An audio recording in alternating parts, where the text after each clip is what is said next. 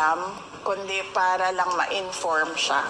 Pero yung nakakaalam talaga ng detalye, yung mga anak ko, tsaka yung asawa ko, tsaka yung nag-edit ng Tagalog sa speech.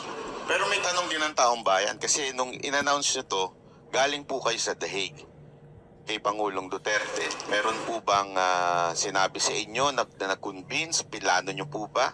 O wala po? Wala. Ang napag-usapan lang namin na politika doon ni Pangulong Duterte ay politika sa Davao City. Kasi binanggit ko sa kanya, kailangan na natin maghanda, sabi ko, for Davao City for 2028. Umuo naman siya. Sabi ko, gagawin na namin kung ano yung ginawa natin bago mag-2025. So, sisimulan na namin. So, yun yung napag-usapan namin. Pero national politics, wala kaming napag-usapan.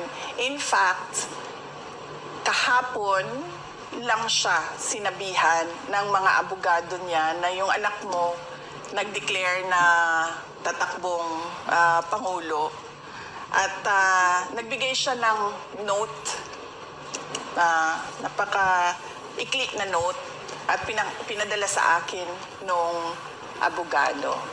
Pwede po kaya natin malaman kung hindi ito ay personal, mensahe niya at encouragement niya sa inyo po. Sige, sa susunod, magpaalam muna ako. Magpaalam muna ako kay dating Pangulong Duterte at magpaalam ako sa abogado niya. Pero kahapon siya sinabihan at nagpadala siya ng note.